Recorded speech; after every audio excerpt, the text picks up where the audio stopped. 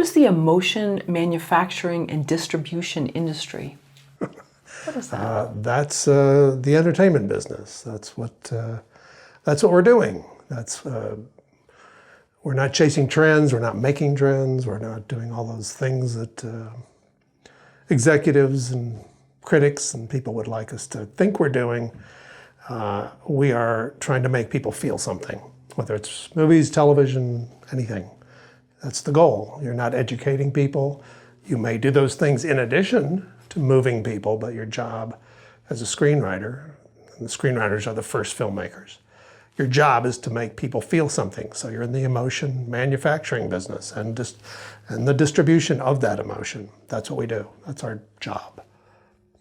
So when people think of Hollywood, we think of glamour and action, but really it's almost it's like a puppet. We're having our strings pulled? Absolutely. I mean, that's the contract. The contract we make with the audience is they pay us money in the form of a box office ticket or in the form of paying their cable bill or their streaming app bill. And in return, we make them feel something. That's our contract with them. They don't even necessarily know it. If you ask them, they probably wouldn't necessarily describe it, the audience, that way. But it is that. It could be laughter. It could be tears. It could be being scared. It could be having your pulse racing with excitement. It could be getting turned on. But it's something that makes them feel something. That's the relationship between the filmmaker, the screenwriter, and the audience. What's the difference between expressing emotion and evoking emotion? The difference between expressing and evoking emotion is radically different and incredibly important for the screenwriter to identify, any kind of writer. We've all been, told, and we have in society now, there's sort of a sense of we're all supposed to be expressing ourselves, and that's great. It's a wonderful thing to do. But I don't want to see your therapy session, and you don't want to see mine, and I certainly don't want to pay to see your therapy session. So our job is not to just express ourselves. If you just want to, if you write down your innermost thoughts and feelings on a piece of paper, that's therapy. But if you do it in such a way so that someone else can read it and feel what you feel, that's art, and that's what we're supposed to be doing. That part of the process gets forgotten a lot, especially now, when it seems like just expressing emotion should be enough. No, it's not. If the audience didn't feel it, it doesn't matter. The audience is the completion of the arc in any art form, but especially a popular art form like movies. Until an audience feels it and responds to it, you haven't completed your task. And they will leave the theater frustrated if they haven't had that experience. Our job is to make them feel something, not for us to express what we feel. In order to make them feel something, yes, very often you do have to tap into something that you feel deeply and get it on the screen. When I write television, I'm doing the same thing. I'm just not necessarily, I may be using someone else's characters or someone else's scenario, but I have to find something in that story that I can feel strongly about and then try to get that on the screen. But my job is to communicate it to the audience, not just to feel it, not just to express it. Is that why people often say don't do narration, like an opening with a narration, or that's totally different? I don't. There is some relationship in the sense of any kind of voiceover narration instinctively distances the audience from the story you're telling, but sometimes that's good.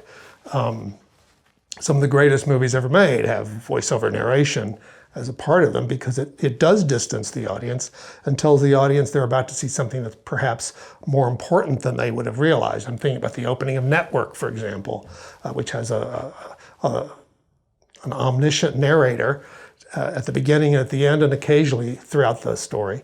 And it works very effectively because it's a satire, and it was important that we occasionally step back and hear, in essence, the voice of God telling us something important is happening here. But if it's a crutch, if it's used as a crutch to just explain stuff that the screenwriters and the directors weren't good enough to get on camera, then it usually is something to be avoided. But almost every Billy Wilder movie has voiceover of some sort. It's a very useful tool, and it can be very effective. So I don't know that it's that directly related. Why do you encourage writers to feel it, write it, and then analyze it? It's among the most crucial parts of my teaching technique and my philosophy of screenwriting. Most screenwriting books and teachers are teaching you backwards. They're teaching you to analyze all these successful films. They all have these things in common. Now, if you go back and plug in, you do the exact same formula and just plug in your characters, you'll have a success too, and it absolutely does not work that way. Because the film is, its purpose is to make the audience feel something. It's important that you start with your right brain. I'm being very simplistic now psychologically, but the right brain is roughly responsible for the emotional intelligence of our personalities. The left brain is the rational part. They're telling you to start with the left brain, which is say, analyze it, then write it, and maybe you'll feel it in there somewhere. That's incorrect, in my opinion. That you need to start with, by feeling it, feeling the passion of it, try to get that onto the page, and then after you have, then go back and analyze it. And of course, that last step of analyzing it is critical to make sure that the audience is going to get what you intended. It isn't just first blurt. You're not just putting something on the page. You then analyze it and reanalyze it and reanalyze it to make sure it's doing what you want to do. But first, you have to feel it. It's what I call organic screenwriting, as opposed to the more formulaic screenwriting theories, which most screenwriting books and teachers tend to promote. That's the difference between something that's well structured and just something that's written to a formula. I do a lot of screenwriting consulting, have for years, with some success. A lot of my clients have gone on and had their films made. And that's often what I find myself doing, is trying to strip away all that analysis that they've been taught, that by page so-and-so I have to be here, by page so-and-so I have to be here. Strip that away, get back to what are you passionate about? Why did you write this story to begin with? What are you excited about? And then get that on the page, or get that, at least the process started, and then go back and analyze and see, is there a better way we could do it? Should that be moved from here to there, and all the other decisions that go into properly structuring a screenplay. But if you don't feel it first, you're pretty much doomed. And so how can we reconcile in ourselves the right brain, but not letting us kind of become unhinged? You know, where we've got a bottle of whatever and we're just going to pour it all out, but then we find out it's a big jumbled mess. Yeah, somebody once said, and I thought it was a smart thing, the rules of screenwriting are for when the script doesn't work. So that, you know, if you go, I mean, you shouldn't have to give it to someone for them to tell you, this is completely meaningless to me, I don't get it at all. It's really our job, to, having written, to go back and then start shaping it in a more refined way. And as one gets more practice at it, you instinctively start to avoid some of the potholes, and you sense, oh, this is going on too long, or whatever. But first, it's important to get it down. It's also a test for younger writers who are used to writing in a medium, on a device that allows them to just blurt everything out. And it looks like a script. It's in Final Draft. It looks like a script, so it must be good. Well, it's not good. You have to force yourself to go back and rewrite and rewrite and rewrite and rewrite and refine it. Put it away, pick it up, look at it again.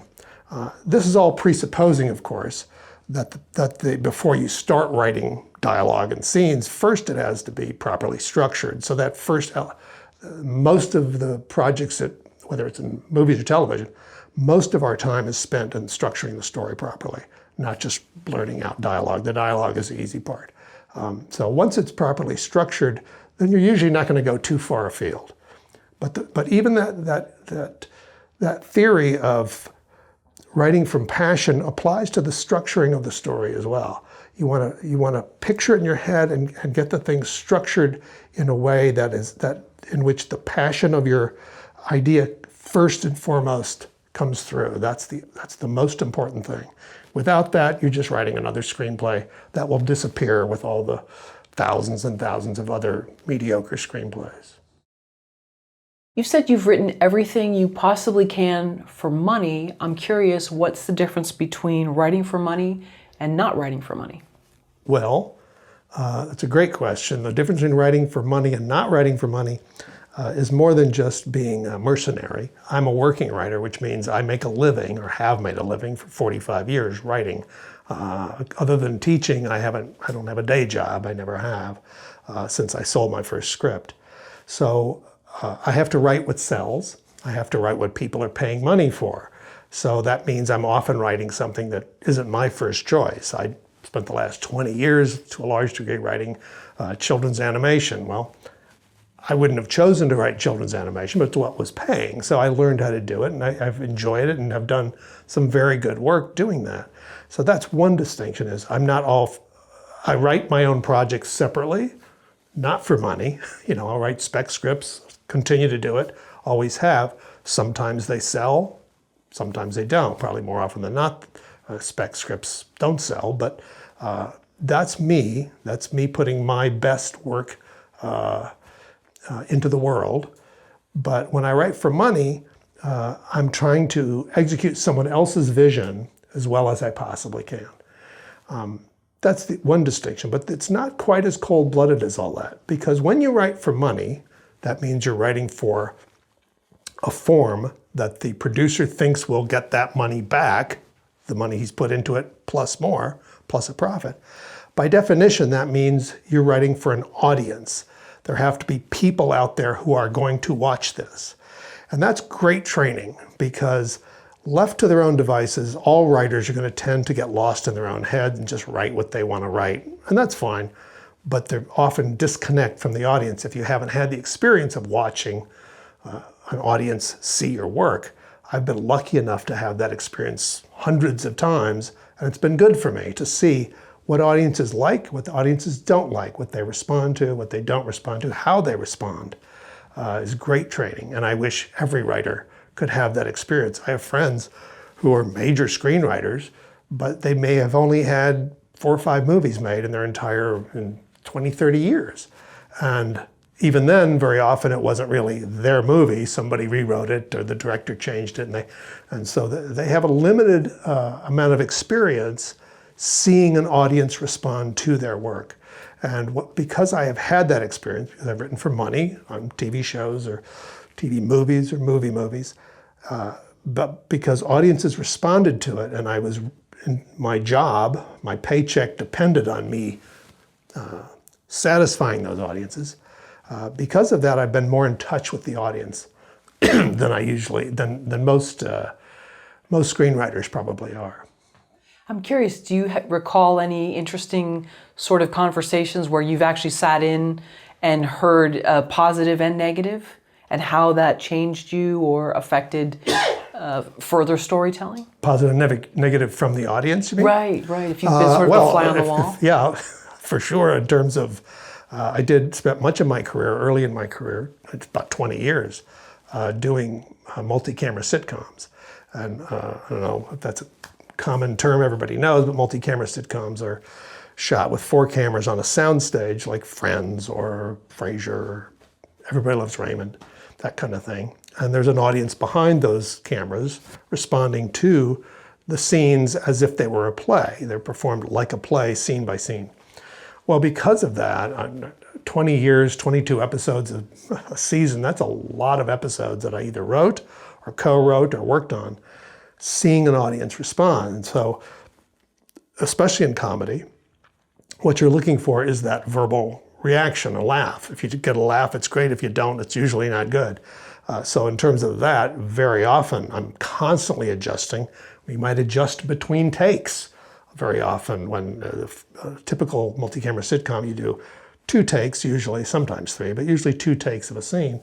And even in the 5-10 minutes between each take, when the actors are being touched up for their makeup and their cameras are going back to position 1, the writers and producers are rushing in to try and fix the joke or tweak this or make it work better. So it was a constant process And I also learned that laughter isn't the only way to read an audience. That I had a boss once who said, you know, all I want in that first scene, I'd love to have a laugh in the first scene. But if I just get a gasp or a moan or something that suggests they're engaged in the story, we're gold. That's what you're looking for. You're looking for, are they engaged in the story? Are they leaning in? Are they interested in whatever the protagonist's problem is? And so it could come in the form of a laugh, but any kind of response like that is more useful. It's the most useful thing any writer can have, a dramatic writer. Much more useful than a focus group, for example, where focus groups of any kind are false there because you're asking people to put into verbal responses what they felt, and the average audience member is not capable of doing that. There's no reason to expect them to be able to do that. It's hard for anybody to be able to say what it was they felt half an hour ago when they watched something. They just can't do it, and it's usually not very useful. Watching them live is the best.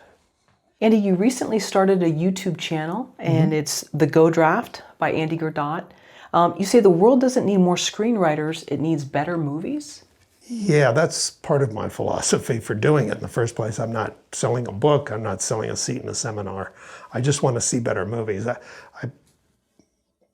I'm a bit of an old grouch, I guess, but I don't think I'm alone in saying that there aren't a lot of great movies anymore. We're lucky to see one a year, literally one good movie a year, much less the barrage of great films that I grew up watching in the 70s, especially when I came of age as a film watcher and fell in love with films. Every week there'd be 2 or 3 great films released, and now there's a paucity. There's just a lack of good movies because I believe the craft of screenwriting has fallen to such a low level. There's a lot of reasons for it. It doesn't really matter why, but my goal here is just to share what I know, and I have learned a lot over 45 years of getting paid to do this. I have learned a lot about how to tell stories in the filmic medium. So that's my goal. I just want to share it. And I had have taught for a number of years at UCLA and at Pepperdine universities. But I also, when I was working up until recently, I still do go in as a consultant at Disney still, but up until recently I was a day-to-day television writer and a head writer. And so I found myself teaching writing to the staffs who were desperate for this material, even though most of them had been to film school. The screenwriting instruction they'd received was not particularly good. So, or at least it wasn't useful to them. And so I realized there was a market for this. I'm not interested in at this point in my career. I'm comfortable. I don't need to monetize it. I just want to share it. And if it's of value to someone, it seems to be to a lot of people what I know, why not get it out there in the world? And that's what the Go Draft is all about. The term Go Draft, by the way, because people ask me, what does that mean? It used to be common in Hollywood. I don't know if it is anymore, but they talked about the Go Draft was the draft that was written that got the green light. Whoever wrote the Go Draft was a prized commodity. Very often they weren't even credited, but they did that last pass that made the script go from promising to, okay, let's start writing checks. We're going to make this film. And that's a lot of who I'm writing it for, are people who are probably already interested or even actively trying to be a writer, a screenwriter, but their work isn't quite up to the level of getting shot, of getting paid, of getting, moving on to the next level of getting your work produced. And so that's hence the Go Draft. Going back to the idea of maybe there's less quality films made today, do you think that we watch films for different reasons? Sometimes we have things playing in the background that we're not too emotionally invested in. It's pretty light, it's pretty, maybe the people are pretty. And others we go by ourselves and we're not in the best mood, but we want to feel something to take us out of where we are. And other people want to be if it's a date movie, they don't want anything too serious. We go for different reasons? Yeah, that's absolutely true. I think it's probably always been true. I mean, when you look back at the history of Hollywood movies, there were romantic comedies and musicals and dramas and film noir and all kinds of things. So the difference is, especially in the last, since streaming especially, Even before that, the fragmentation of the market through cable. But as more and more people began to experience 2-hour films, feature-length films, at home rather than in the theater, it forces the screenwriter to capture the audience quicker. We don't have as much time as we used to. I think Robert Towne used to talk about you had 10, 15 minutes before anybody was going to start talking about leaving. So you've got them well, that's not true anymore. You don't have them for 10 or 15 seconds anymore. You have to capture people more quickly. And that's true, but that's certainly not the reason why the craft has gotten as sloppy and ragged as it has. Most films that don't work, the vast majority of them, don't work because of the script, because they never got the story right.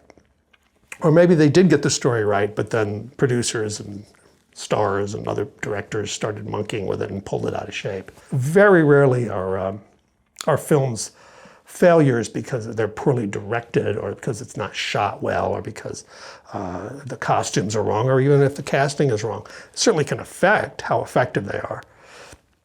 But that's not usually the reason why a film fails. It's almost always the problems are in the script.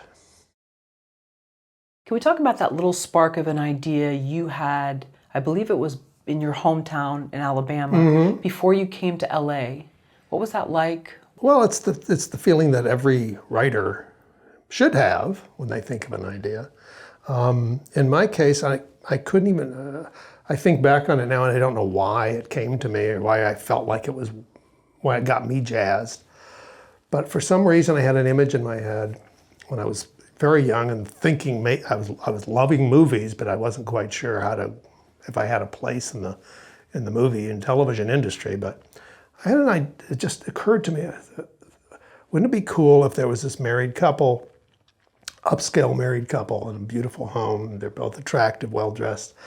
The husband is dressed for work, goes out the front door because his wife could buy. The door closes behind him, and we hear the voiceover of a police detective saying, "When was the last time you saw your husband, Mrs. McCaughlin?" And that was it. That's all and it's like, that seems really cool. I would want to watch that movie. Why would a guy with a perfect life, seemingly, walk out the front door and never come back?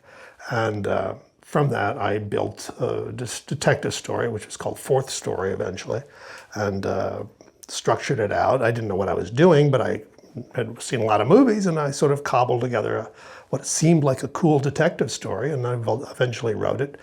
I came out here to Los Angeles and went to a film school and started comparing it with other people's work and professionals' work and seeing what I'd done wrong and how I could improve it, and I rewrote it many times. The movie eventually was bought and sold and optioned, and I rewrote it many times for different directors and different actors, and eventually it got made years later.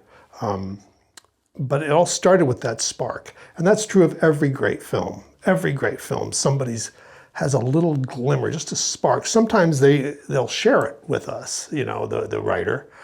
For example, Brokeback Mountain, she's not a screenwriter, she's a fiction writer. Annie Proulx was in a bar somewhere out in the West. And she's sitting there and she's watching. There's a pool table and the young cowboy types are playing pool, and she looks over and they're sitting at the bar is a crusty looking older cowboy watching the younger cowboys play pool, and it just flickered in her head, I wonder if he's gay. And suddenly, given his age and where she was, the time and place, she thought, that means he would have come of age probably in the 50s, 1950s. What would his life have been like if he'd been gay, if he is gay? And from that, she structured a short story called Brokeback Mountain, which then was optioned and became a film that we all, even people who've never seen the film, know the term Brokeback Mountain. That's how ubiquitous it became. And that was her moment. And I call it an moment, it's just a term I came up with. It just means the beginning, the start of something, that passionate flicker of excitement that the original writer has. And then, which is, if you're lucky, you get it transferred all the way through the many drafts and onto the screen. Obviously, in the case of something like Brokeback Mountain, it worked. But every movie has that thing. And only the original writer can track it down and actually identify it. Unless they choose to share it with us, we don't usually know what that moment was. It very often isn't necessarily the most famous scene in a movie, but It has to, you need it to be there. You, the writer, have to have that in order to get yourself through this experience of writing, structuring and writing a screenplay, which is going to take at the minimum weeks and usually months, if not years. So you have to keep coming back to that and saying, what was it I was excited about? Oh yeah, that's what it is. And you keep breathing life on that little ember that if you've done it right, still alive, and it flickers to life and it keeps you going. Are we sharing that idea with others beforehand? Never. I never share it, nor should anyone else. That's yours to keep. If you try to share it, and that's our instinct when we're starting out. I got this idea for a movie, and if, let's say I'd pitched what I just told you was my spark for Fourth Story, and I shared that with somebody, especially somebody who wasn't a writer. And of course, when you're starting out, you're usually surrounded by people who are not writers, not creative. And they said, I don't get it. What would that? It doesn't seem that interesting. Oh gosh, I guess I shouldn't write it. So never share it. It's only yours. No one else needs to know it. Occasionally, after a movie's successful, sometimes a screenwriter in an interview or something will share it. Alan Ball shared his spark moment in the series, in the Go Draft. I call it the moment. But he shared it for American Beauty, which was him one day sitting, I think it was in New York, and watching a plastic bag bob around in the wind and seeing how beautiful it was. And it was prosaic, and other people would have just thought it was litter, but to him, he saw the beauty behind it. And from that moment, he structured the movie American Beauty, and that scene is still there. It went through many, many, many drafts before it got made, but that scene is still there. The scene that I described about Fourth Story, I rewrote that script many times. It was right there at the very end. It was still there the whole time because it was the thing that got me excited. Therefore, it was probably going to be the thing that got the producers excited, the director excited, the actors excited, and ultimately the audience excited if you execute it well enough. And do you find in this era of, I guess for lack of a better word, oversharing, online, in person, wherever, that it's hard to hold on to that because we're kind of conditioned now to show everything online or even with strangers wherever, that it's hard to kind of keep that ember private anymore? It's not hard for me, but I'm not from that era of social media and constant sharing. So I would imagine, yes, it probably is harder than one would think.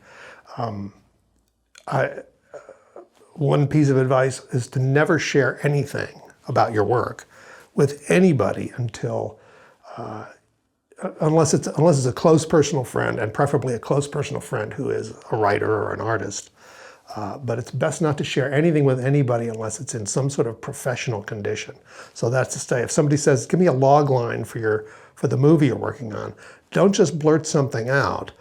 Think about what that is. Think about what that one sentence or that elevator pitch, as they call it. I used to call it a party pitch. You know, when somebody says, hey, what are you doing? And especially if you're in LA and you're going to meet actors and agents and producers, who knows where you're going to meet them. And you might get 20, 30 seconds of their attention. Hey, what are you working on? You should have that party pitch down tight so that you, in 20 or 30 seconds before you lose their attention, you're presenting your idea in its best possible light, in a professional light. If you just go around blurting out stuff, you're doing more harm than good most of the time. The act of presenting your material to a public, even if it's just one person at a party, presenting it should be taken seriously. And same is true if you're writing up a little treatment or a 2-pager description of your idea. Let's say an agent or a manager or somebody, producer has asked you for it. Take your time, make sure it's right. It's better to have it right than have it fast. And I never, ever, ever, ever send out a draft of anything. I don't want to share that until I know it's my best work.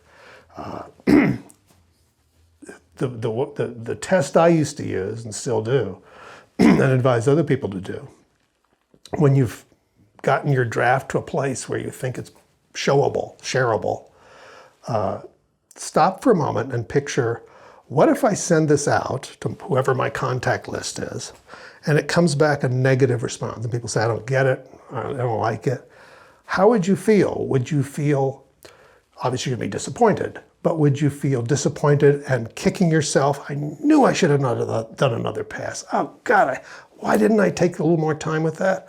Or would you say, yeah, I'm disappointed, but that's my best work. And you know, maybe the timing was wrong or whatever. The planets didn't align this time. I'm hurt, but I'm okay. I'll live with that. If that's the second response is what you'd feel, then it's time for it to go out. But if the first response is what you'd feel, don't send it out. Look at it again. You only get one first impression, so you don't want to misuse it.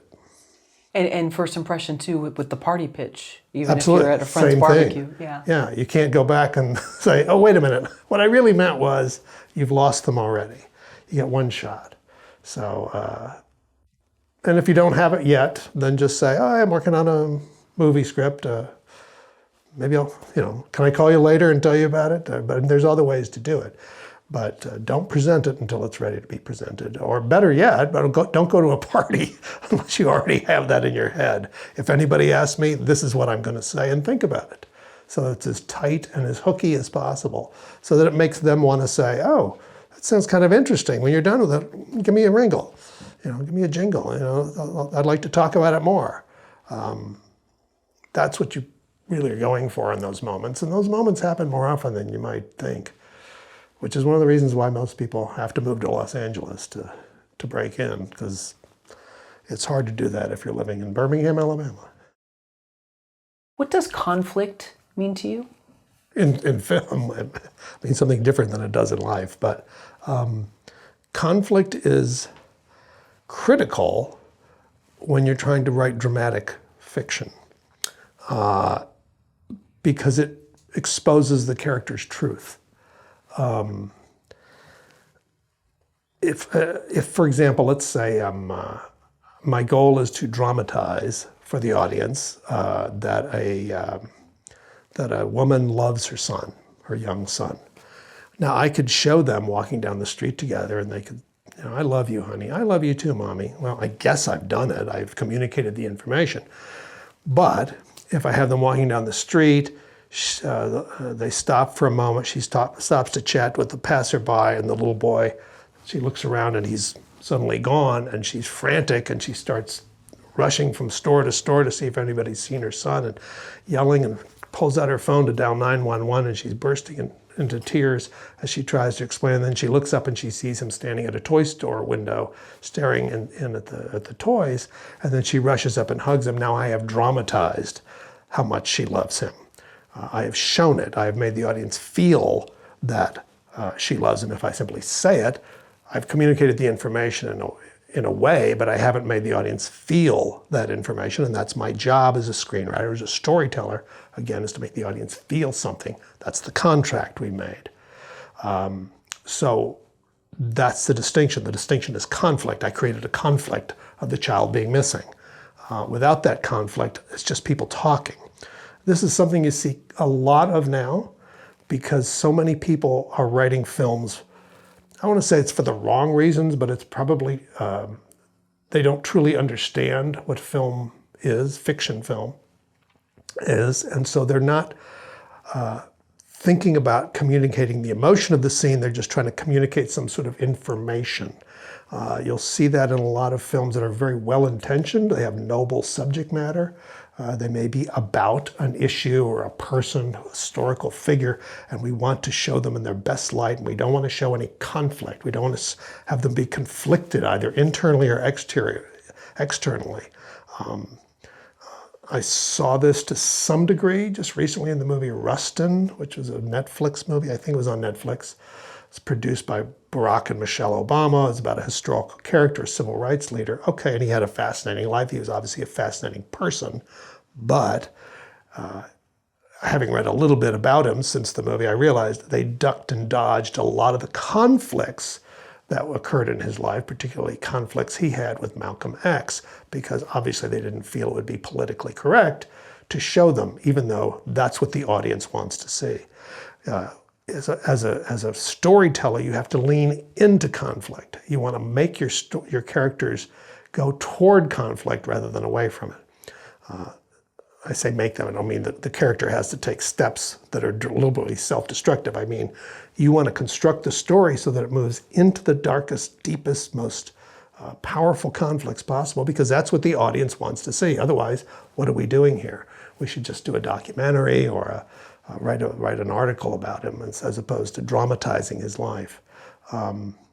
Conflict is how we show the character's truth. And so the more the better. In fiction, we don't like it in real life, but in fiction, the more the better. Right, similar to when someone writes an autobiography and it's just like this sort of glowing look back at their life. Right. Rather than a biographer showing the warts and all. Right. Stuff that maybe the family doesn't want the public to know. Exactly, and from that comes the truth of the character. Sure. I had an experience, I wrote a play called Red Remembers, which is a one-man show about this pioneer sportscaster, Red Barber, who'd had a very interesting life. And I was commissioned to write this play, and I did a lot of research, as you would imagine, but I wasn't really getting to the guts of the character because it was all surface stuff about the people he'd met and the things he'd done. As interesting as they were, it wasn't worthy of an evening out at a play until I started to notice that he's long since passed away. I started to notice that many of his stories had to do with alcohol, with drinking. There were funny stories about drinking, usually somebody else drinking, some other sportscaster or some other athlete and his drinking problems. And wasn't it funny how they did this silly thing? And his daughter was still alive at that point, and I called her with some trepidation because I didn't know her well. And I asked her, I hope I don't offend you, but did your dad have a drinking problem? And she suddenly told me story after story after story about, yes, he was an alcoholic and what it meant and how it affected their lives. And suddenly the story started to come to life because I saw the conflict, the inner conflict in his life, something he was trying to hide desperately, something he had to battle. It made the play come to life. And there were other things I discovered as well along the way, but until you get under the skin of that character, in this case it was a real person whose family was still alive, and I had to be truthful in honoring him, but still get to the conflict of the story. Nobody wants to see a lecture, and nobody wants to see someone's life just, wasn't he wonderful? Here's another wonderful thing he did. That's wonderful. I don't want to pay money to see it. Sure. Nor should I. It's not dramatic writing. What is the spine of a story? I use the term spine to describe what is actually the central conflict of the story. I kind of stole the word spine from William Goldman, who uses it a bit in his books. His books are more story, just telling stories about the business, but he does use the term spine. I use it because I liked it, and it accurately describes what the spine is, because it's just like in an animal, spine is a vertebrae, and the animal can't move and function without it, and that's the same function it has in a story. Everything emanates from the spine of the story, but the spine, the more accurate term, is the central conflict. It is the conflict which must be resolved before this story is over, and likewise, the second it is resolved, the story is over. And it's absolutely essential that the screenwriter know what the spine of the story is before he or she begins writing. Even before you begin structuring the story in its 3 acts and so on. You can't do that unless you know what the story is about. It's about this central conflict. I used to use, when I was teaching as an example, Lawrence of Arabia, which is 4 hours long, one of the great films ever made. 4 hours long, but the spine is a young British officer in World War I goes to Arabia and tries to become a god. That's it. That's the spine, one sentence. You should be able to say your spine in one sentence. This is the central conflict, and this story cannot be resolved until that is resolved. What happens to a guy who tries to become a god? And when it is resolved, the story is over, and the screenwriters wisely stop the story at that point, even though T.E. Lawrence went on and had another interesting life separate from that. This is the story they chose to tell. When Laurence Olivier shot Hamlet in 1948 as a film that he directed and started, he started by saying, you see a tableau of characters on top of the castle Elsinore at night, and Olivier's voiceover says, "This is the story of a man who could not make up his mind." Boom. Now that's Hamlet. Now, if you can boil Hamlet down to a sentence, you can absolutely do it with your story. And you have to do it. What is the central conflict of the story? What is it about? And if you can't say it in one sentence, it's already wrong. It means what you're gonna wind up doing when you try to structure it is you're gonna go off writing yourself into corners, following trails that lead nowhere, and then having to undo it, throw out those, oh, that's 3 weeks of work down the drain. Let's go back and try again. And then eventually, if you hang in there long enough, maybe you'll find the spine. That's a very sloppy and ineffective way to go about screenwriting. You want to figure that out earlier in the process so that your story is structured to tell that spine, that central conflict. Every scene in the story, every line in the story, every shot in the story, in a properly structured screenplay, is telling that central conflict. Not always directly, sometimes tangentially. In Lawrence of Arabia, obviously, not every single sentence is directly about that, but they're all about that, moving that central conflict forward. And that's how the screenwriters know, with this wealth of material, what is it we're going to shrink it down to the stuff that tells that central conflict. If I'm understanding correctly, then it sounds like when we talked about earlier in the video interview, rules and by this page, this has to happen. And you were saying that some of that is just hooey or whatever. But it sounds like with the party pitch or the spine, that's something people need to know. Oh, absolutely. Right off the bat, almost. Well, here's the distinction in my process, and again, I call it organic screenwriting, is that once you have that spark, that moment, that thing that seems exciting, don't try and jump to a spine. Don't try and jump to structuring your story yet. That's what the screenwriting books will tell you. Okay, now take this template we created for you and we're going to start filling it in. No. The next step in that process is to start imagining anything. Take that, follow that through wherever it might go. If you have here's a funny scene, write it down. Here's a character, write it down. Here's a snippet of dialogue, write it down. Just keep writing down anything that comes to you and following those roads. And what will happen, what happens in my head, and I think it probably is true of most professional writers, what happens is out of that free associating process of thinking of stuff, of where this story might go, you'll start to feel the spine coalesce. Beats will start to connect up. And somebody used this analogy, and I thought it was a good one. You're looking for stuff that beats, little stuff you've thought of, that connects with the conjunctions so and but not the conjunction and. So and but mean it's causality. This happened, so this happened. This happened, but this happened. But is a plot twist, so is probably not. But they're connected. Aristotle called it causality. One scene drives into the next scene. If you're just connecting it with the word and, that could be anything, right? You can connect any two things with the word and, so that's probably not as helpful to you. Anyway, you start to feel this spine start to visualize to you, and it becomes clear that this is where your excitement lies. This is the direction, literally like a spine. It's like this is the direction the story seems to want to take. It's organic. It's where your interest lies, where your interest takes you. Therefore, it's probably where the audience will be most interested.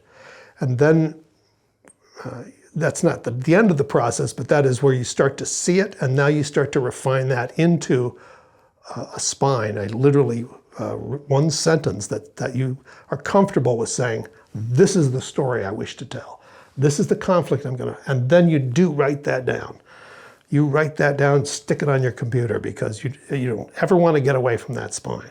You got to stay on it, or the audience will start to fidget and squirm, and on top of that, your writing process will be miserable, because if you get away from your spine, you're going to write a bunch of scenes that you never are going to use.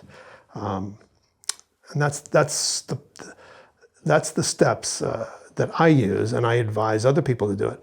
Again, as a working writer, I can't afford to spend months writing pages that are never going to be seen by anybody. So, and it's not useful anyway. There's no reason for it. So yeah, finding the spine, identifying the spine, writing down the spine, especially with a screenplay, is absolutely critical. As a writer for hire, do you always find that spark? Is that ember always there? Weirdly, yes, because even when I'm writing something that's, as I often do, a children's story, I go back to my childhood, I go back to my children's childhoods, and I find something that triggers a memory that's worthy of the audience's time spent following this little conflict. Now, with a children's show, it's often 11 minutes, sometimes 22 minutes. So it doesn't need to be as big as Lawrence of Arabia. But it's still something that has some resonance, some power. We had a conversation, the show I consult on at Disney, a children's show, and somebody was writing a story where one of the characters lost their favorite toy, and we had a conversation. Well, is that enough to hold up an 11-minute story? You lose your favorite toy? And then we all thought about it together. We said, you know what? When you're a kid, you're 5 years old, you lost your favorite toy, that's life and death, man. That is absolutely a powerful enough thing to hold up a story, for at least for 11 minutes. And we could all identify with it and remember that and feel passionate about it. Now, it isn't always something that's important. Sometimes it's just something kind of silly.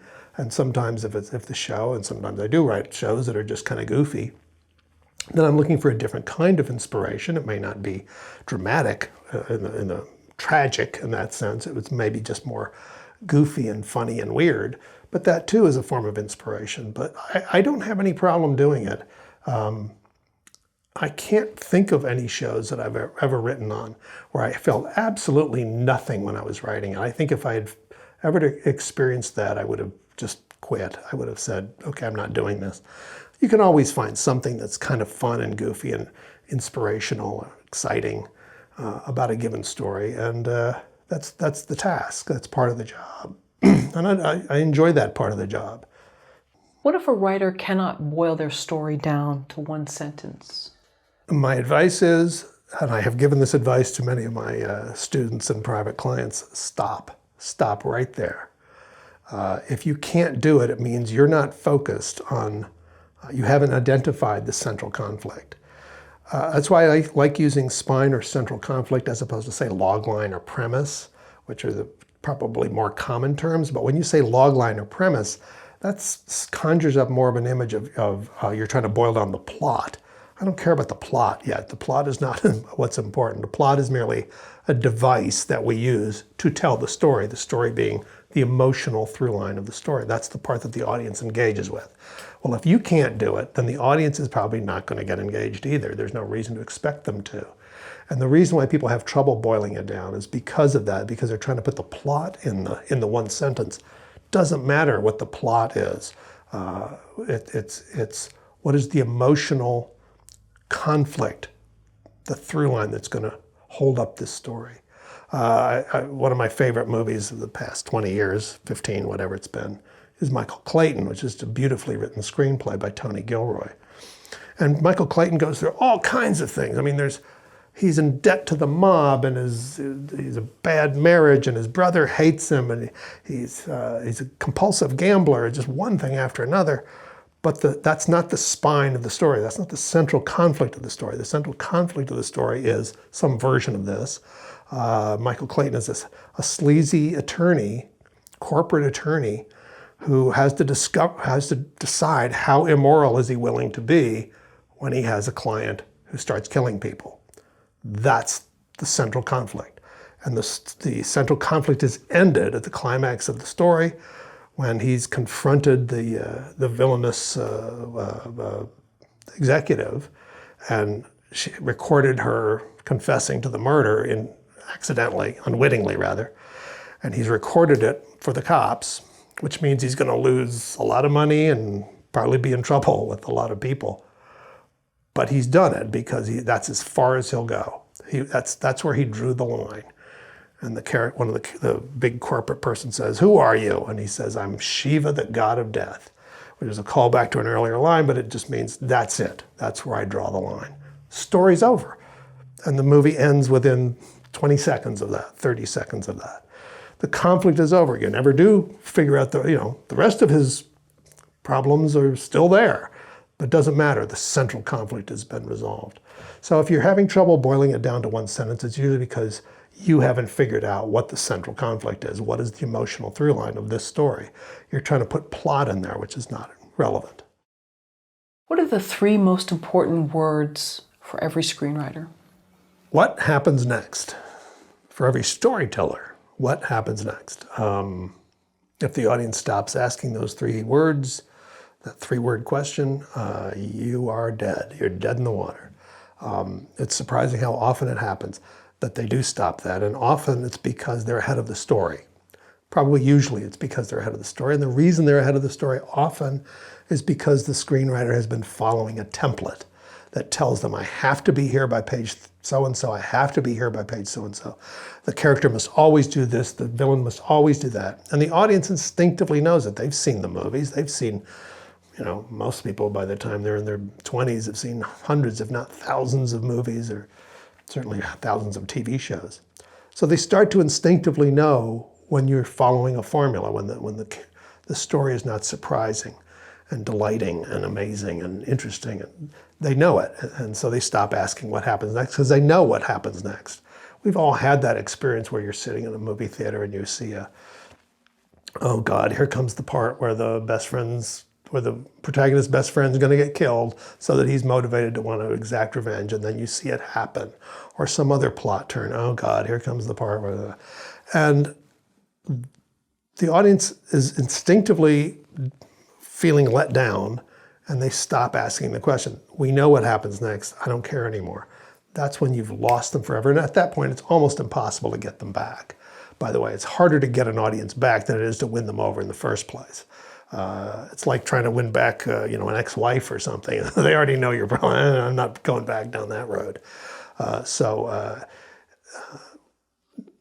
That should be always in the back of your head is the audience still with me? Is the audience still asking that question? I call it, by the way, an audience antenna, and that's something that I developed of necessity writing multi-camera sitcoms in front of a live audience. You learn real quickly what an audience likes, what they don't like. I went down that road, I'm not going down that road again, let's try it this way.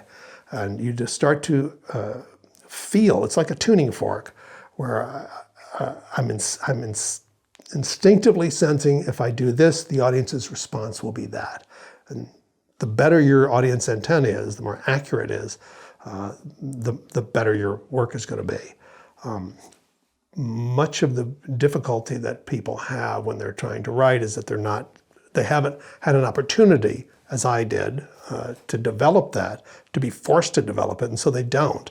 And so they stop checking in with the audience. So as you're writing, I advise people to keep checking in with this mythical audience. Write the script as if you were sitting in the theater seat or sitting on your sofa in front of your big screen. And that's where you are when you're writing. How do I feel when I see that on the screen? How will the audience feel when they see that on the screen? Do I need to adjust it? Did I deliver the information too late? Did I not set it up properly with enough information? Did I overset it up so that the audience anticipates too quickly what's going to happen? Always be checking in with that audience to make sure you're with them, so that that's part of that. You're with them on the journey instead of just with yourself on the journey. You're writing for them. You're asking them to pay you money for the privilege of watching your movie. So that's the least they can expect, is that you have their concerns in mind, and their major concern is that they never want you to be behind them. They want you to be ahead of them. They want to be surprised. They want to be shocked. They want to be amazed. What happens next? So with Michael Clayton, you felt that at so many different points. Absolutely. I never stopped, and I was dazzled by it, because you don't often see a script as well written as that, and something for grown-ups as well written as that.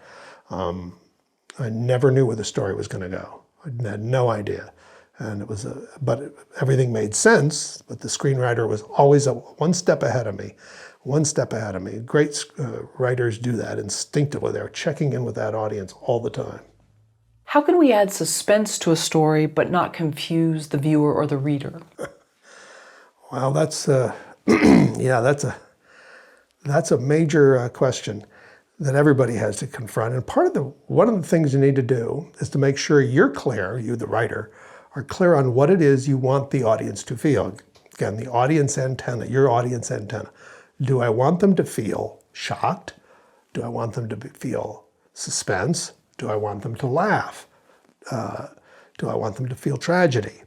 And the way you dispense the information of your story will, to a large degree, determine those things. So, for example, if you deliver too much information, let's say you're writing a drama, and you deliver too much information so that the audience knows too much about these characters and what they're heading into, the scenes that follow will tend to become comic because the audience is ahead of them. So they'll tend to be saying, "Oh, you idiot, can't you see that the monster's behind the door, you dummy." Now, it doesn't automatically mean it's comic, but it will tend to lean that way if you're not careful. If you want the audience to feel suspense, you want to, if somebody's walking into the dark room and you want the audience to feel suspense, it helps if they have some idea of what's there, that there's something scary, so that as the character's walking into the dark room, right, the audience, are feeling the suspense that something may happen. But if I don't do that, if I just have the character walk into a brightly lit room and there's no suggestion that there's a monster there, and the monster suddenly jumps out and eats them, that might be very effective as a shock, but it's going to be a shock. It's not going to be suspense. Hitchcock used to talk about this all the time, about, you put a couple having lunch at a cafe. If you cut underneath the table and you show a ticking bomb, everything after that becomes suspenseful. But if I don't cut under there and show the ticking bomb, they're just chatting away and suddenly it blows up, then the audience is just shocked and they say, "What? What happened?" Sometimes you want to shock the audience, sometimes you want them to feel suspense. So what you're really talking about is how much information do you dispense and when do you dispense it? And it's determined by what you want the audience to feel. If you want the audience to feel suspense, they need to know something out there, right, is moving, a conflict of some sort is moving toward my protagonist, right? But if I don't let them know that, they're not going to feel suspense. They're just going to be shocked when the bad thing happens. Why is it important for a writer to withhold information? Because he pauses, and when I pause, that makes you, theoretically, lean in to hear the rest of my sentence. That's why. Because when I withhold information, it instinctively makes the audience lean forward to try to find out what that next piece of information is. It's astounding how much you can get away with. As long as you've hooked the audience with the protagonist's journey in some way, you can get away with an enormous amount of withholding of information, because the audience will lean in and we wait and wait and wait to try to get that information. Obviously, that's not the preferable way to structure a movie story, is nothing but withheld information. Although, as I say in my video series, the Lost in Translation, the movie from a few years ago with Bill Murray and Scarlett Johansson, comes surprisingly close to doing that. Almost nothing is revealed, and the audience stayed with it. Most of the audience stayed with it. It is not a well-written script. It's barely a script at all. But, because of the leads and because of the production values, it was at least fairly successful. But it was an interesting exercise in how much you could get away with by not telling the audience anything, gave them almost nothing. It was just two people flirting for an hour and a half, and then they left. So, and even at the end, Bill Murray whispers something to Scarlett Johansson. We never know what it was. It's just nothing but withheld information. You can do it for quite some time. Usually, writers, even if their instinct is good on how to dispense information and when, very often your notes are going to be from agents, managers, producers, executives who are not the people who should be giving notes to storytellers, but nonetheless, if you want to make a living and get your movie made, you have to deal with them. And their notes are often going to be, explain more, tell more, tell the way. The audience needs to know where they went to school. No, the audience doesn't need to know why they went to school. They're always going to be giving you notes about explaining more stuff. And so that's a note that usually needs to be resisted. if possible. You want to only dispense the information that's useful to moving the story forward. The rest of it, I mean, in a limited series or something where you're taking 8-10 hours in order to tell a story that probably could be told in 2, a lot of times, yeah, they're going to wind up filling up those hours with some sidetracks about the information about the characters that isn't really necessary. But to tell your story in the tightest, most effective way, withholding information is more powerful than just blurting out a bunch of stuff. And if you are going to reveal information, make sure it's useful information. And by useful, I mean advancing the central conflict of the story. What is a scene? A scene is an interesting thing because it's not the same to a writer, to a screenwriter, as it is to, say, an actor or to even like a line producer or a director even. Because they think of scenes, even when you look at Final Draft, let's say scene heading, interior so-and-so, exterior so-and-so. A scene is not a place. A scene to a screenwriter is a unit of emotional information that is communicated through dramatic conflict. But it's a unit of information. So as a screenwriter, what you're going through, your outline, and I usually write from just a beat sheet outline. It's not terribly detailed, but it can be detailed if you like. You're going through your outline and you're saying, okay, what is the unit of information that I must communicate here in order to advance my story to the next place, and then the next one, and then the next one? And how do I do that? Those are scenes. And you can write a film story that has technically 3 scenes in one location. But in real time, it happens all the time, where the dynamic between the characters shifts, even in mid-conversation sometimes, and it becomes about a new thing. Well, that's a new scene to a writer. No one else would call it that. But we have to think in those terms because you don't want to get stuck in the idea that a scene is a place. It's not. It's not an interior and exterior. That's a location. It's a setup if you're in production, but that's not the same thing. A scene to a writer is a unit of information. I know what my spine is. I know what my central conflict is. How do I move that story forward? And each time I'm moving it forward, that's a scene. That's a unit. And it's best to think of it in those terms. In my video series, I talked about Lost in Translation, and then I compare it to another movie called Brief Encounter from the 1940s, a great film written by Noel Coward and directed by David Lean. And it's fundamentally the same story, which is to say it's 2 people who meet by chance and have a flirtation, right? Except in Brief Encounter, every moment is a scene that advances that relationship from 2 people who meet by chance, sort of like each other. Well, we meet again, we're getting to know each other even better. Now we're starting to fall in love. Uh-oh, we're trying to resist falling in love. Oh no, we can't resist falling in love. Uh-oh, we have to admit we're falling in love. Now what do? Now we're trying to take action on the fact that we're falling in love, and we're trying to have an affair, but we don't know how to go about doing it. And every scene moved the story forward, compared to Lost in Translation, in which nothing happened. So a scene is that, to a writer, is a very different animal than it is to a location manager or a producer or even a director. How many scenes are in a movie? That's a great question. I don't have an answer to it. It can vary, of course, because I tend to think more in terms of beats. And when I break down a script, a story, I think in terms of what are the beats of the story, that is, say, the things that happen in the story. So, for example, a beat, if I have a beat sheet outline, one of the beats might be they fall in love, right?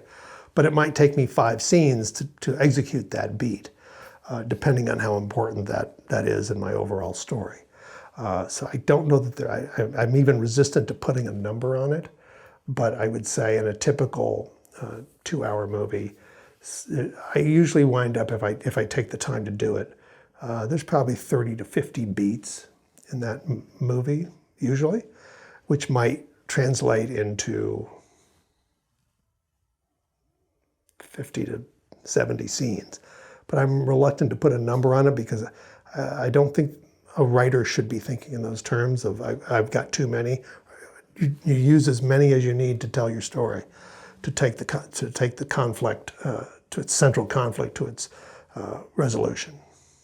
something has to be happening emotionally. It can't just be, it's like The Fugitive. Right. It moved it along because you're being revealed and you're seeing Dr. Richard Kimball. His life is in shambles, yeah. and things are falling apart. But each scene, or Tommy Lee Jones and his agenda, each scene is revealing different parts. It's a beautifully written screenplay. I used to use it to teach from sometimes. I felt the third act fell apart a bit, but the first two acts are as good as anything you could ever see, and it was almost impossible to screw it up. It was so well written. And it's a perfect example of every single scene moving the story forward. One of the things that happens in limited series now, there are so many of them, that take, again, 6, 8, 10 hours to tell a story that probably doesn't need that much time, is that you find yourself with repetitive scenes that are making the same point over and over and over and over again. My wife and I were trying to watch a limited series that seemed like it might be interesting just recently, and after 4 episodes we said, I cannot sit this. I'm seeing the same beats over and over because they clearly don't have enough story. So that those repetitive beats are agony for the audience. Again, it violates the what happens next. I didn't care anymore. How will a writer know whether a scene belongs in their script or not? If it advances the central conflict. And the second it doesn't, every writer has written scenes that they absolutely love and then been painfully forced to cut them out because it just isn't necessary. I used to use the put your hand over it rule, especially in an outline. You could literally put your hand over that scene, and if it tracks without it, it's gone. You can cut it now, or you can cut it later, is usually the motto. Why not cut it now before you've wasted time and money shooting it, especially if you're shooting your own feature. Directors have had the same experience, many. I can't tell you how many directors I've worked with. They say, oh, I love that scene. When I wrote it, when I shot it, it was great. And then when I look at the assembled footage and the rough cut, it's like, I don't need any of that. I don't need any of that. I can do that. The actor did that with one look. I don't need those 3 scenes that I spent so much time on and maybe even love them. But if they don't advance that story, get rid of them. And the audience is way ahead of you most of the time. And your job is to stay ahead of them. They don't want to be ahead of you. They're trying. I think it's going to go here. You better, if you've got a scene that does not move the story, get rid of it. Might as well do it now. Somebody's going to cut it sooner or later. So then if you take that beat sheet and you cover one of the scenes and then things don't make sense, then you know it's a keeper. Yeah. Okay. Then I need it. Usually it's, by this point in my career, it's certainly kind of instinctive, but there are still times when it's like, wait a minute, I thought I needed that, now I realize I don't. It's a good rule of thumb. And you can do that in the script as well. It'll do it with your hand, but if you just say, wait a minute, if I go from here to here, what am I missing? Is the audience going to have any trouble knowing where everybody is and emotionally and otherwise? No, they're not. Get rid of it. Again, that's one of those things you're going to get a lot of notes. How's the audience going to know they got from here to there? They'll figure it out. That's what cuts are for. The famous cut in Lawrence of Arabia where he's holding up a match and he's in Cairo and he's just been given an assignment. He holds up a match and he lets it burn down to his fingertips. Then he goes and blows it out just before it touches his fingertips, and lean hard cut to the desert in morning as the sun rises over the horizon. And then we see Lawrence on a camel. Well, nobody asked how he got to Arabia. He's in Arabia. It's a movie. Was he on a boat? I don't know. A train? How'd he get there? Who cares? He's there. So it's surprising how little of that connective tissue that people will often try to force into a script actually needs to be there.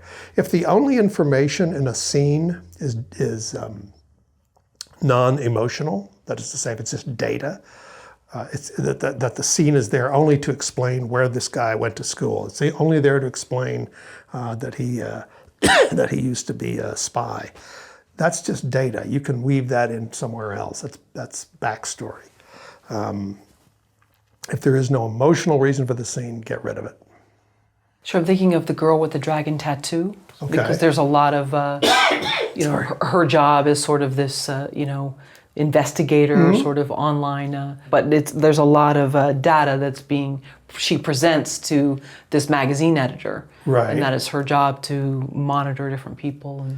Right. A lot of the times it's what you're being asked to put in is information about a character. Actors will do that a lot, of course. Just you get a star and you need the star to get your movie made, and the star wants more information about the character. What the fun part of it is to try and find subtle, clever, visual, cinematic ways to reveal what needs to be revealed, but not do an entire scene explaining where they come from.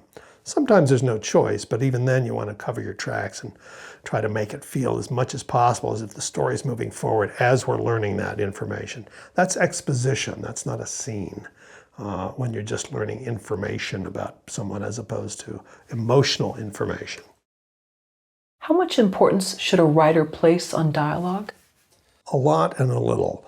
A lot, but not as much as most people do, I guess, is the correct answer. In the grand scheme of things, dialogue is the least important part of screenwriting. It's the least important part of the movie. Obviously, there are dialogue-heavy movies that, All About Eve or something, where that may not be the case. But even then, structure is much more important. Story, character, scene, and then lastly, the actual specific dialogue. If a scene and a story and the characters are well thought through and well structured, the dialogue will almost seem to write itself, and it should. So if you're laboring over the dialogue, stop, because the problem is not with the dialogue, the problem is with something earlier. You haven't set up the story properly. The character isn't rich enough, or the scene has no purpose, or the story doesn't seem to know where it wants to go and you've lost the thread of it. That's why the dialogue is difficult to write. Writing great dialogue is great fun, and there are people who are really good at it and people who aren't so good at it. Obviously, somebody like Aaron Sorkin, that's his stock and trade, and he's great at it. And there's I do a whole section about dialogue, and because it's so much fun to do, and there's a lot to learn about how to write dialogue. But its place in the pie chart should be a fairly small sliver. There are great movies that don't have much dialogue at all. And there are great movies that have dialogue, but it isn't particularly terrific dialogue. It's not what cinema does best. Stage is a better place if you just want to write dialogue. The live theater is probably a better place for you to be. I could pick up the phone right now if I needed to and call 10 people who are great joke writers and dialogue writers, and they would come in and if they were getting paid, they'd show up in a minute and they'd be happy to write some of the greatest dialogue you could possibly think up. That's the easy part. That's the fun part. It's the structural part that has to be done. The other steps, the structure, the scene structure, and the characters have to be in place first. It's always a temptation for most writers to jump to the dialogue too fast because it's fun and they just want to get to it. It's so much more fun to write for most writers than structuring out their story. I happen to like structure, so it doesn't bother me, but for a lot of writers, they just want to get to the dialogue quicker. Dialogue is music with the melody removed. Dialogue is writing lyrics. In essence, it has a musical quality when it's done well. And that the sound and the meter of the dialogue is functioning is just as important as the actual meaning of the words.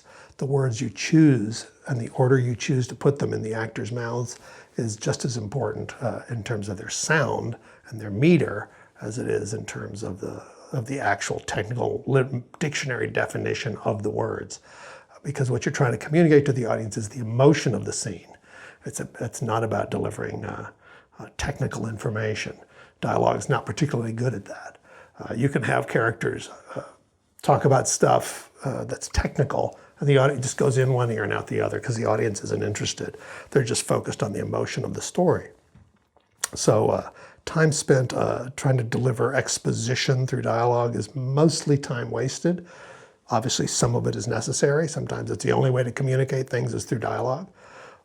Technical things, information that they need to know, but it's not the most effective way.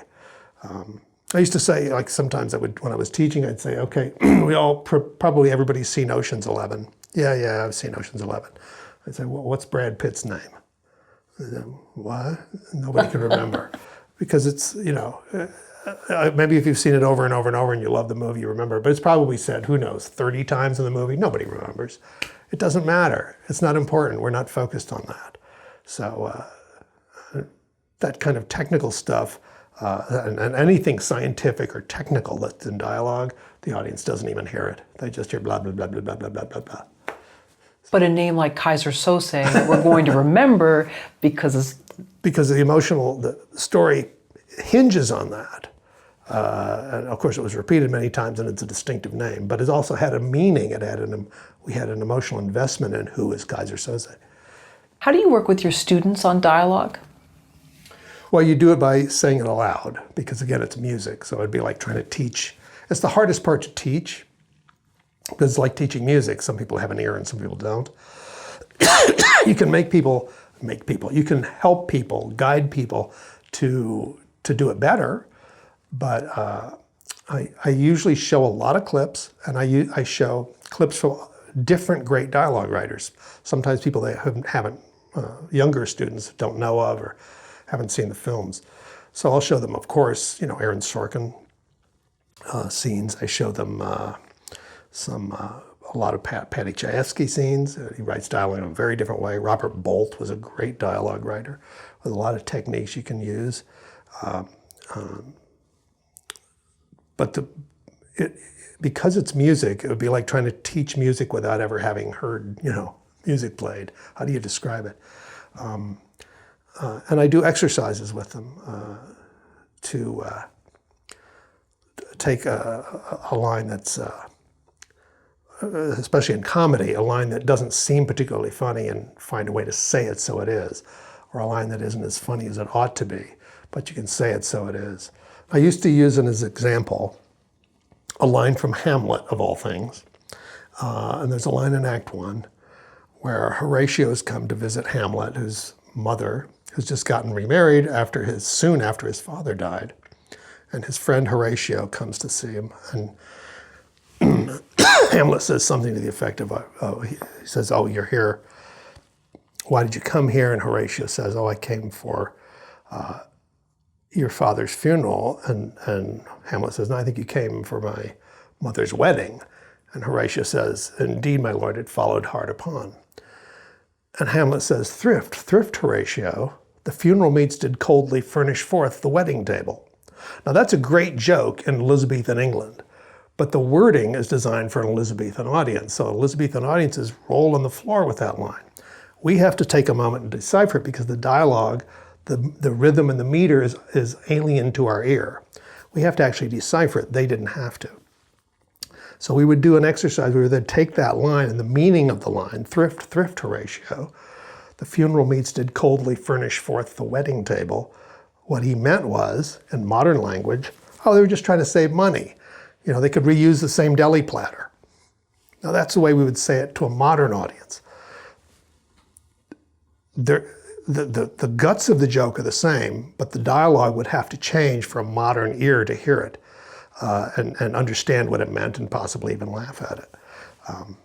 It's all about the sound and the meter, as much as the meaning of the words themselves.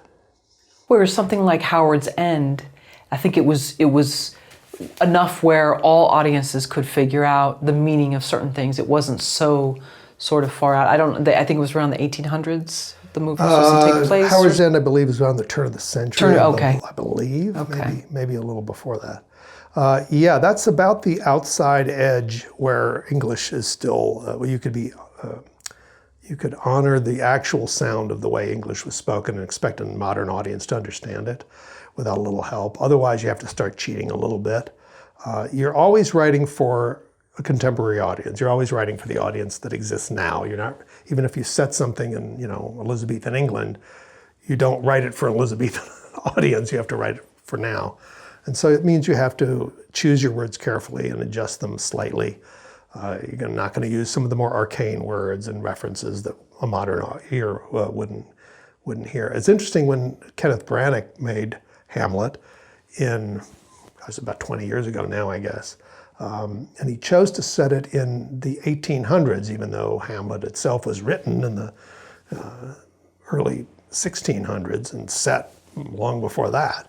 But he set it in that time because he thought that was the closest he could get to modern times and still have that arcane language sound like it made sense coming out of people's mouths because of the costumes they were wearing and the way the world looked. That stylized Shakespearean language sounded okay and to his mind. It made sense that people might speak that way in 1880, even though they didn't. He was cheating a bit. But everybody has their own ways. A lot of times Shakespeare is set just against in a fictional, non-specific time period because of that as well. They didn't want it to look like Elizabethan England. They wanted it to look like it could happen anywhere, anytime. Sometimes it works. They did a version of Richard III that way with Ian McClellan years ago that was set in sort of a fictional World War II-ish era, but they were using the Shakespearean language, of course. And it sort of worked. What is linear story structure? A linear story structure to me is a bad thing because linear means in a line. And I don't think it's a useful mental image for a writer to have, to think of their story as being a straight line. I like to tell my students to think of it as a zigzag, because your purpose in telling a story and structuring a story is to try to keep ahead of the audience, keep the audience off balance.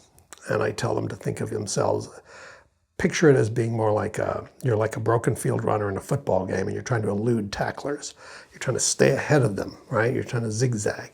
So that's a more useful mental image. Linear to me is, which is the way a lot of people teach you how to write, is there's a straight line. Here's where the end of Act 1 is. Here's where the end of Act 2 is. Here's the midpoint. Here's where and there's little hash marks that you've got to hit at a certain point. And it tends to make the story flat and predictable and straight. So I don't like it. I don't like it as a mental image. I don't have it in my head when I'm writing. And I encourage other people not to. I teach story structure from more of a Z, like a first act, second act, third act, so it looks more like a Z, because that's what it should feel like. It should feel like you're shifting gears and heading into another direction, shifting gears, heading into another direction. The three major acts, but within those acts, you're also going to be zigzagging and look at any good movie and you'll see that there's twists and surprises in almost every scene. So, and certainly in between scenes, there's more twists and turns, but those three acts are the major ones. I don't like thinking of the process as being linear. You certainly can do it, but I don't think it's a useful image to have in your head. So similar to what a Richter scale looks like, where it's just sure. It's all over the place, right? Unstable. But of course, it'll feel like that to the audience, but you have, of course, a map. You know where it's going. That's the difference. Another way of looking at it is like you're going on a road trip. And I know I'm going to swirl, the audience is in the back seat, I'm the driver, you're the driver, the author is the driver, the audience is in the back seat, and they want to have a great trip. Well, I know I'm probably going to go from here to New York, but I don't know exactly how I'm going to get there yet. And you don't know how you're going to get there yet. And I may decide to go to the Grand Canyon, or I may decide to go up to San Francisco, and I may zigzag around a bit. We're all going to wind up in New York together, but I don't want you to know ahead of time where we're going. I want to keep you off balance. That's what happens next. If the audience knows what happens next, there's no reason for them to be in the theater. I think you said too, don't worry about what happened 20 years ago. Keep them, but unless it lends itself to the story. Absolutely. Actually, it was David Mamet who said it originally. I think the quote was from Aeschylus to today in dramatic writing. Audiences have always asked one question: what happens next? Except for studio executives who ask what happened 40 years ago to make them do this. And his theory is no one cares. And he's probably close to right. Mamet takes it to an extreme. You often know almost nothing about the characters' pasts. He does that on purpose, and obviously Mamet's had enormous success. There are times, however, when learning about the past can be enormously effective as a powerful tool. However, if you're going to tell something about a character's past, there should be a reason for it. And my rule of thumb is when you learn something about a character's past, does it make you wonder more about the future? Having known that, oh my God, she once had an abortion. Oh my God, they used to be married. I didn't know that. Now what's going to happen when they show up for Thanksgiving dinner?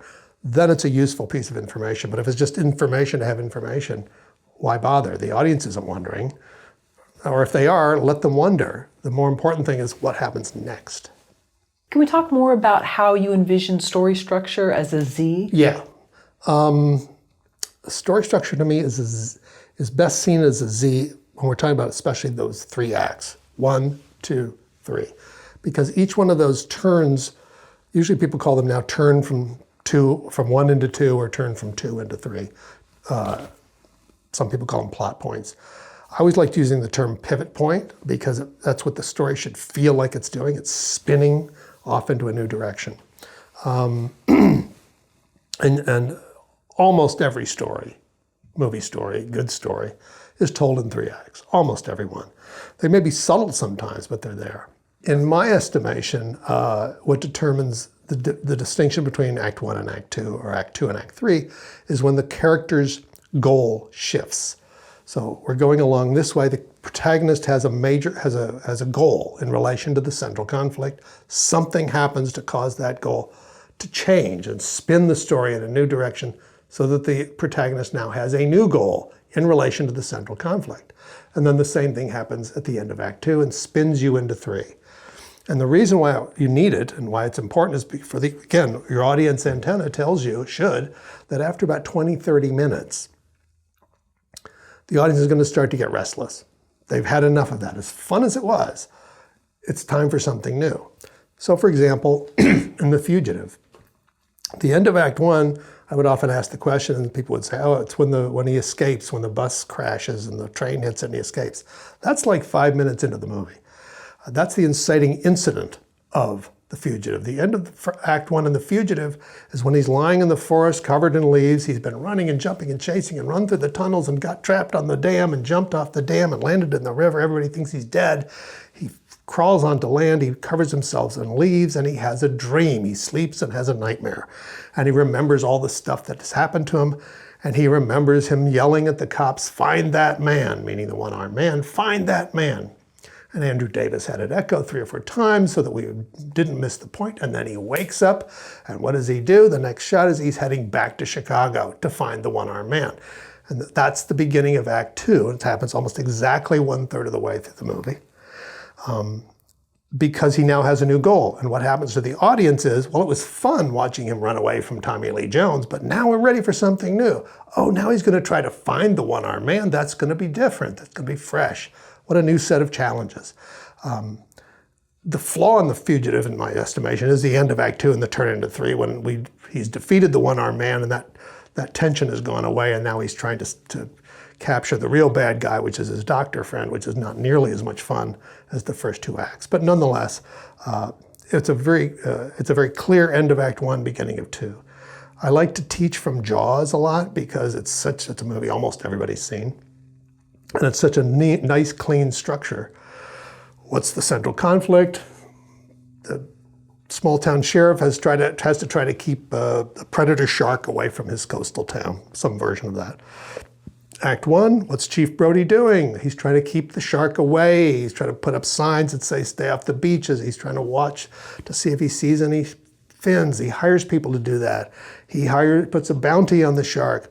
Nothing works. Then the shark goes into the pond, attacks his kid, and now he looks out at the ocean.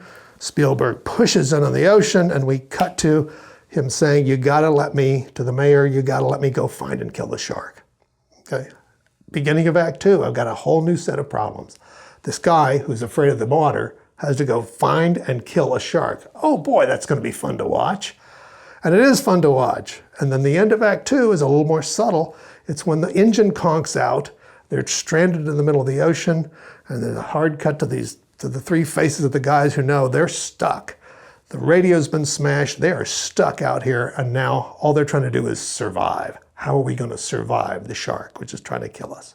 So Act 1, stay away from the beach, keep the shark away.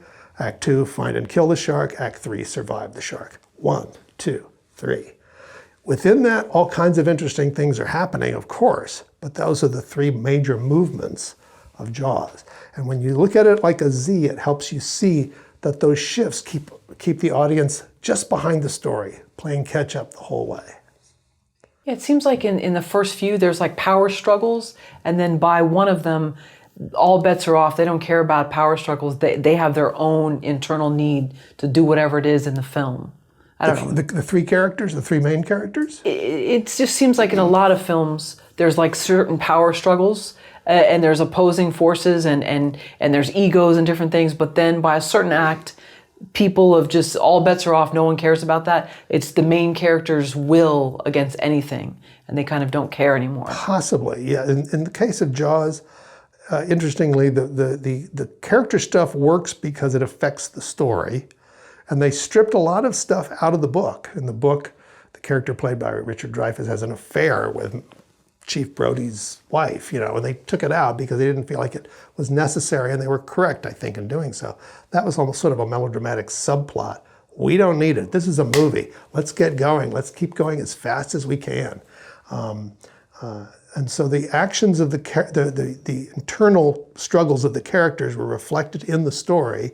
So, for example, the radio gets smashed. The plot requires us to have a radio smash so they can't radio for help. It gets smashed because the Robert Shaw character is so enraged and so determined to do it his way that he smashes the radio so that they can't call for help. But that was set up in the internal dynamics between the characters. And yes, by the third act, all they were trying to do was survive the shark any way they could. How many pages is an animated script? Well, it depends, because there are animated scripts come in various lengths, depending on whether they're a feature, whether they're half an hour, which is normal in a television show, or with little kids, it's very often, or even not so little kids, they very often package two episodes, two stories within one 30-minute episode. So 11, starting with the beginning, 11-minute smallest is an 11-minute script is usually 15 to 16 pages. A 22-minute script is usually in the high 20s, 28, 29, maybe 30 pages. And then a feature-length script. Animated features tend to be shorter for some reason than live action scripts. For one reason, they're enormously expensive. Animation is hugely expensive. So if you don't need to go, 2 hours, if an hour and a half tells a story, we're not going to spend the extra money. It's much cheaper to shoot 2 hours of live action footage than it is to do 2 hours of animation. So an animated feature script will often be 60 pages, maybe 80. How does writing animation differ from live action? Fundamentally, the fundamentals of story structure are the same. And the difference is, the primary difference is, we're talking about dialogue. Dialogue is nowhere near as important in animation as it is in live action. You want to use as little as possible, as little dialogue as possible. As someone explained to me when I was first starting out, there's nothing more boring than watching mouth flap in animation, watching two characters do this. That's not interesting.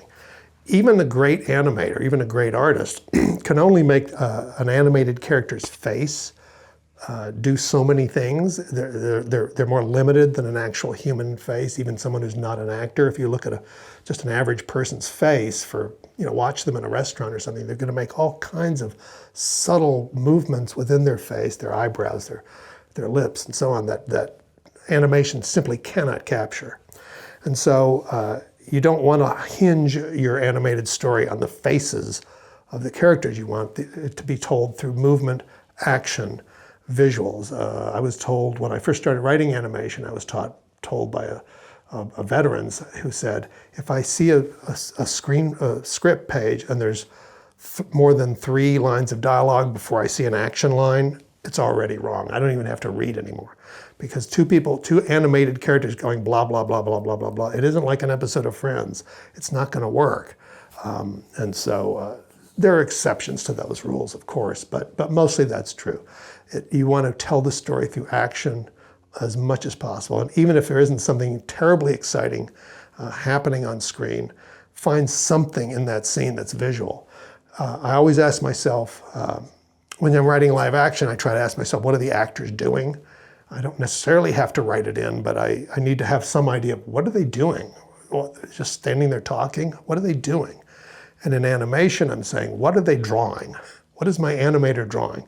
Because my script is going to go to a board artist, the episode director, the supervising director, and then all the technicians involved in all those different decisions. Remember, in an animated script, everything has to be decided. There is no set, right? So what color is the wall going to be? What kind of lamp are there going to be? Is there going to be a lamp?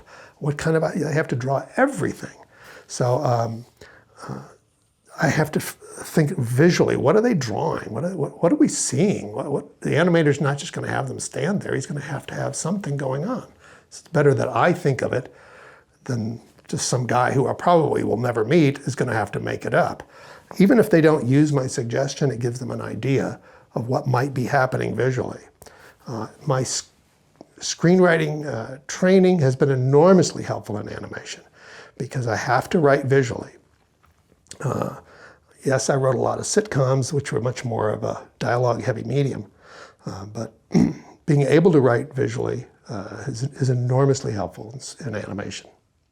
Can you give us a little more on the process of writing an animated screenplay? Well, usually you're writing a television show. If that's a very different process than doing it for a feature company.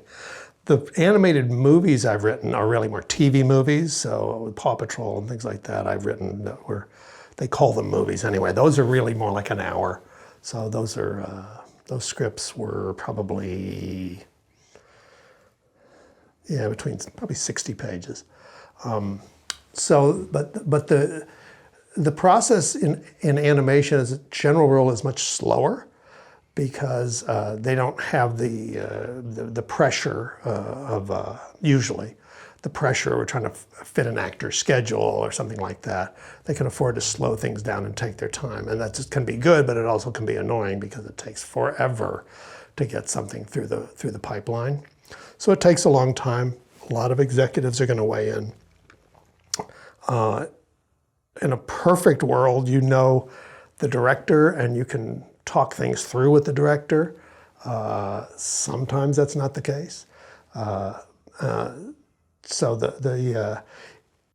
in animated features, the things that people think about, they think about Pixar movies and that sort of thing. That's a different animal, because Pixar and even Disney feature animation, which is separate from Pixar, they are isolated and separate from the rest of the company. I'm not allowed to even pitch to Disney Animation or Pixar. And in fact, they don't even take pitches. They develop almost everything in-house. They have writers on staff who work with the directors, the animation directors, and they develop their projects in-house most of the time. They don't take pitches from outsiders. Even outsiders like me who work for Disney, they don't take pitches. So that's a world I have not been allowed into. I will tell you an interesting historical story, though, if you like, which is when in 1988 there was a major writer's strike, and my then partner and I got a call from our agent saying, would you like to write a Disney animated feature? And I said, but there's a writer's strike. And they explained, well, no, animation is covered under a separate contract, which is the Animation Guild, which I am also a member of now. I wasn't then. So it had nothing to do with the Writers Guild, so you're allowed to do it. But I said, but there are no Disney animated features. And well, they're starting them up. Okay, well, we went and had a meeting with a guy at Disney Feature Animation, which was a very tiny operation in those days. And the guy explained to us, we're going to release this movie called The Little Mermaid really soon. And we think it's going to be a hit. And we have another movie coming up after it in the pipeline called Beauty and the Beast. And the third one we want to be something called The Lion King, but we don't have a story for The Lion King. Could you go off and think of a story? Obviously, we weren't the only writers they had approached. We said, sure, okay, we got nothing else to do, there's a strike on. So we went off and we came up with a story for The Lion King, but it had nothing to do with the story they wound up using. It was a very cute story, but a very different story. And he said, well, thank you very much, but we're not going to use that. Okay, and as we were walking out, he said, but if you have anything else, let us know. And I said, well, we were kicking around an idea called Pygmalion with a pig. And it was a story of a little pig who was, all the barnyard animals were afraid the little pig was going to get slaughtered like the other pigs do. So they try to think of a way to save him. And they convince the stuffy English bulldog who lives in the farmhouse, can you convince the pig, can you teach the pig how to be a dog? And then he'll be spared, because nobody slaughters dogs. So, okay, so the English bulldog takes him on, and it was very funny. It was My Fair Lady with a pig and a dog. And the guy bought it in the room just like that. And I said, wow, this is great, this is easy. And then they went to make a deal, and we couldn't make a deal because what they were offering was so little money that we couldn't justifiably take it.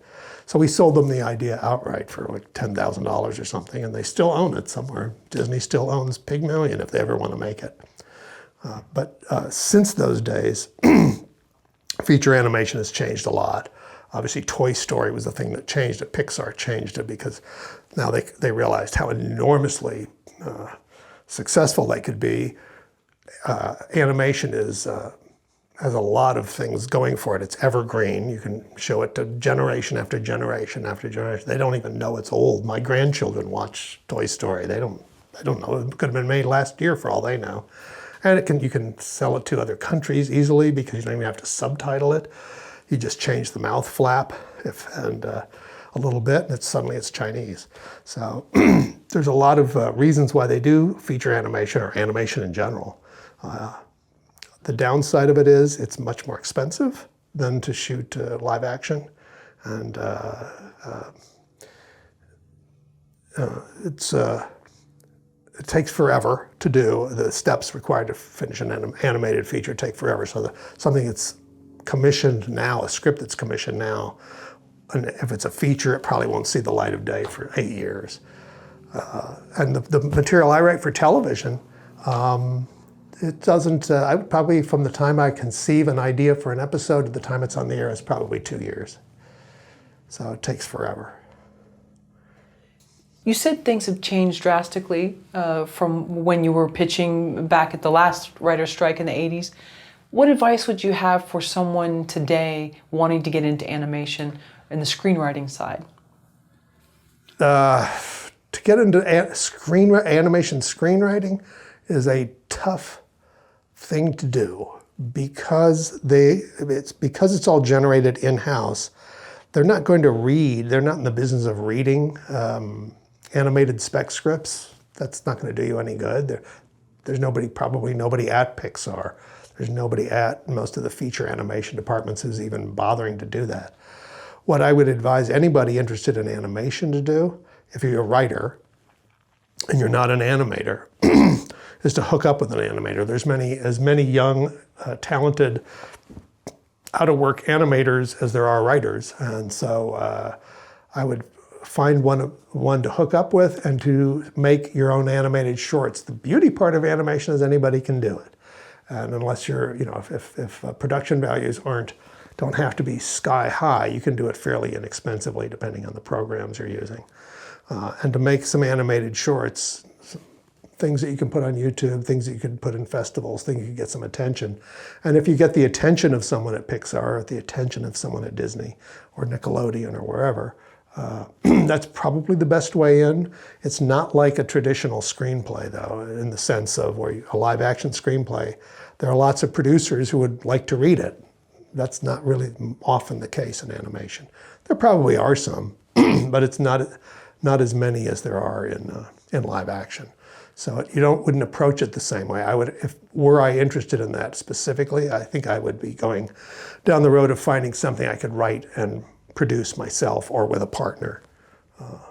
And that would probably be the best way in. How long had you been in Los Angeles before you sold your first script? Amazingly, about 1.5 years. I came out here from Birmingham, Alabama, knowing no one. I don't mean I didn't know anybody in the business. I didn't know anybody. And I went to a little film school, open enrollment film school called Sherwood Oaks Experimental College, which doesn't exist anymore. This was in the 70s. It was kind of a hippy-dippy film school.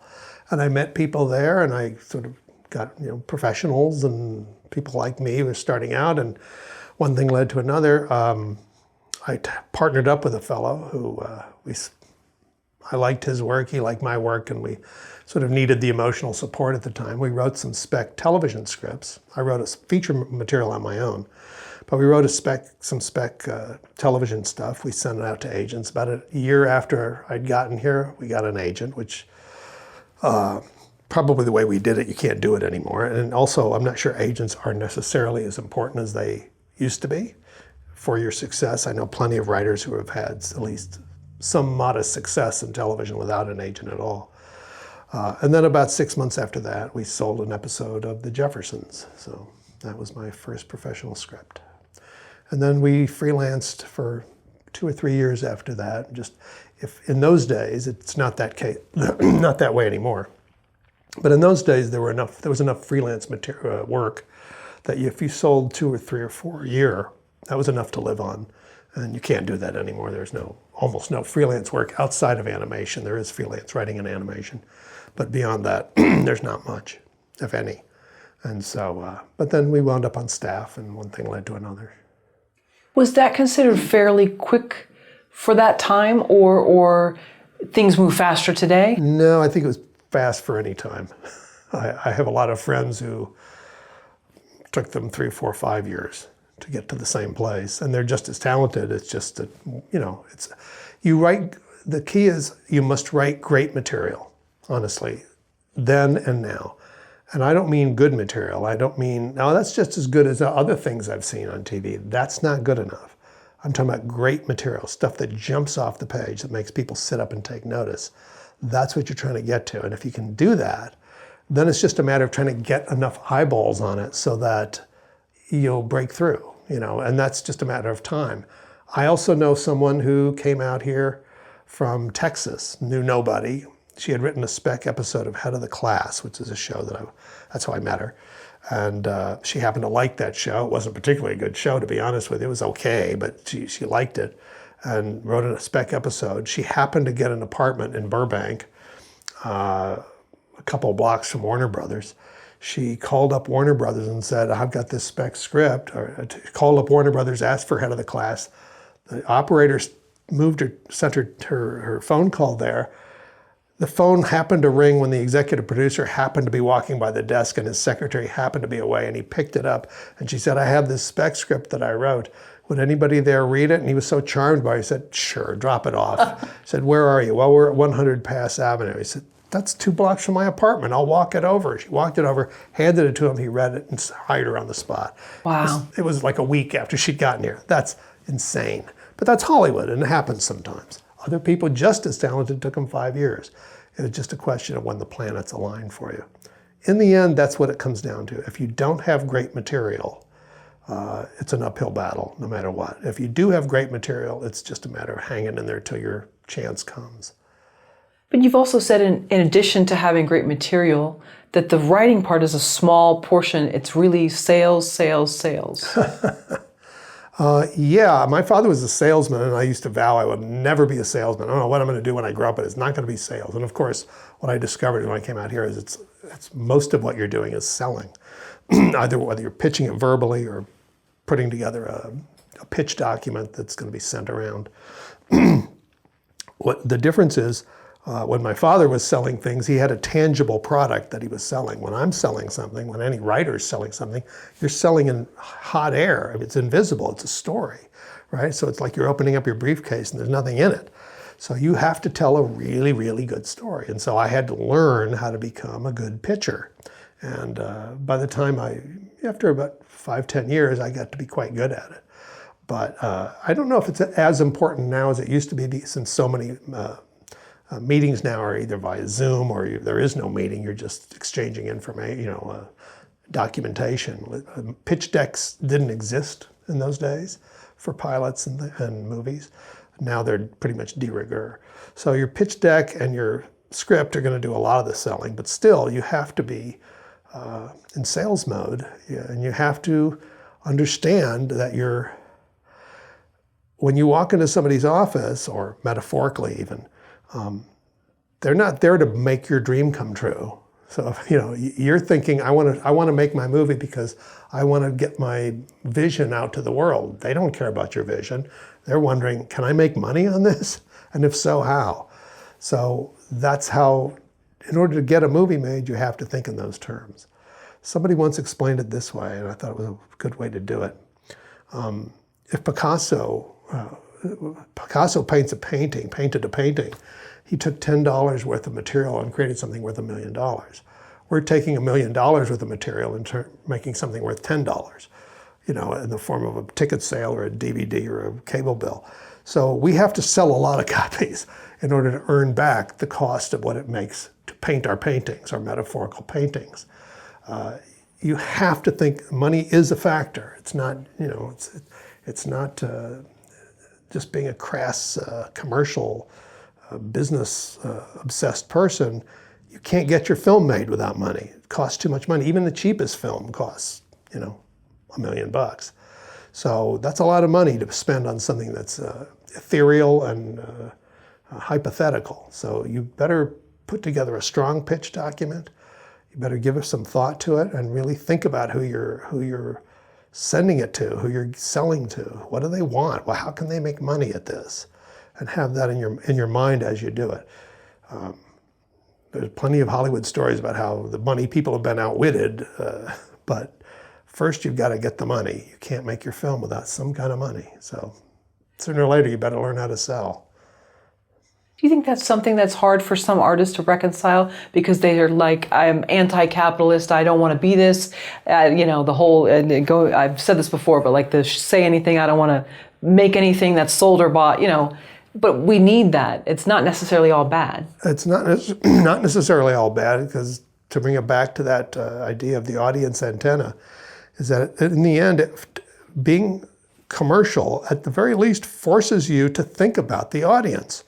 And I don't believe great art can be made in the absence of an audience. The audience is the completion of art. Until an audience sees it, it's not art. It's just, you know, a lump of clay.